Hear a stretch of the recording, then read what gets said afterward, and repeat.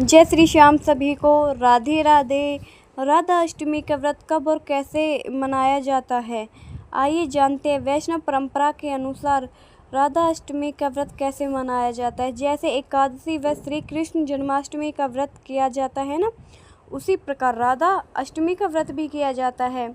इस व्रत में पूरे दिन सिर्फ फल के अलावा कुछ भी नहीं खाया जाता और अगले दिन आप राधा रानी को भोग लगाकर कुछ भी ग्रहण कर सकते हो, कुछ भी खा सकते हो। और आपको एक बात का भी खास ध्यान रखना है, आपके घर में जो राधा रानी हैं, जो राधा रानी की मूर्ति विराजमान की हुई है, विग्रह विराजमान किया हुआ है अपनी राधा रानी का, आपको उसको पंचामृत से अभिषेक कराना है। पंचामृत कैसे बनाना है आपको ये सुनिए।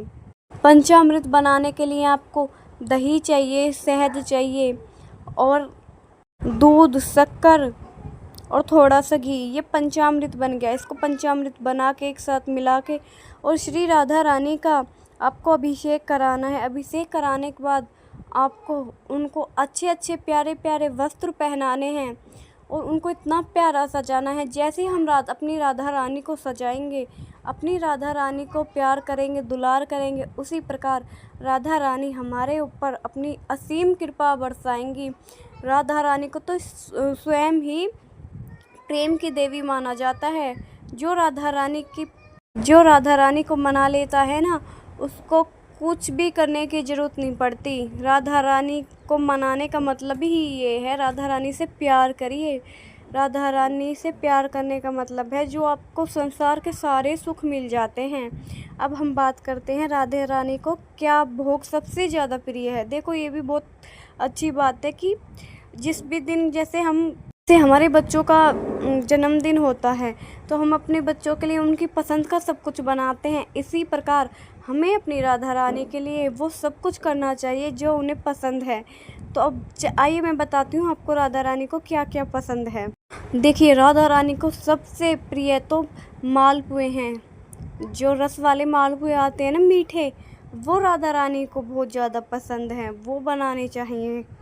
राधा रानी को कढ़ी चावल बहुत पसंद है, कढ़ी चावल का भी भोग लगाना चाहिए। भोग 12 बजे के बाद में लगाना है, दोपहर को।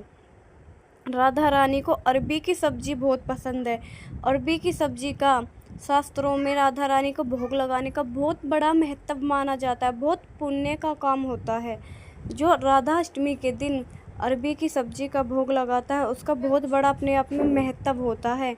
वो राधा रानी की असीम कृपा पाता है जो राधा रानी को इन 3 चीज़ों का भोग लगाता है। पकवानों को बना के राधा रानी को परोस सकते हैं।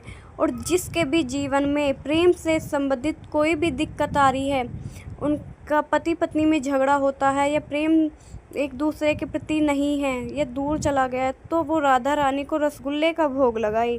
रसगुल्ले का भोग भी राधा रानी को प्रिय है। और जो मिठास है, पान है, रसगुल्ला है, इसका भोग लगाओगे तो आपके जीवन में भी राधा रानी ऐसे ही मिठास भर देंगी। जैसे हम अपने श्री कृष्ण के लिए कृष्ण जन्माष्टमी पर नए नए वस्त्र पहनाते हैं, उन्हें मालाओं से सजाते हैं, उसी प्रकार हमें राधा अष्टमी पर अपनी राधा रानी को भी सजाना चाहिए। जैसे हम कृष्ण जन्माष्टमी पर अपने श्री कृष्ण को पीले कलर के वस्त्र धारण करवाते हैं, पीताम्बरी कलर के वस्त्र धारण करवाते हैं, उसी प्रकार हमें अपनी राधा रानी को भी उनके प्रिय कलर, उनके जो पसंदीदा कलर हैं, उनको धारण करवाना चाहिए। वैसे तो राधा रानी को सारे कलर ही बहुत अच्छे लगते हैं, लेकिन राधा रानी के 2 सबसे बेस्ट कलर, फेवरेट कलर हैं, जो सबसे प्रिय कलर हैं, वो हैं एक नीला और एक पीताम्बरी कलर, पीला कलर। वो राधा रानी को सबसे ज़्यादा पसंदीदा कलर है, इसलिए हमें राधा रानी को नीले रंग के वस्त्र पहनाने चाहिए।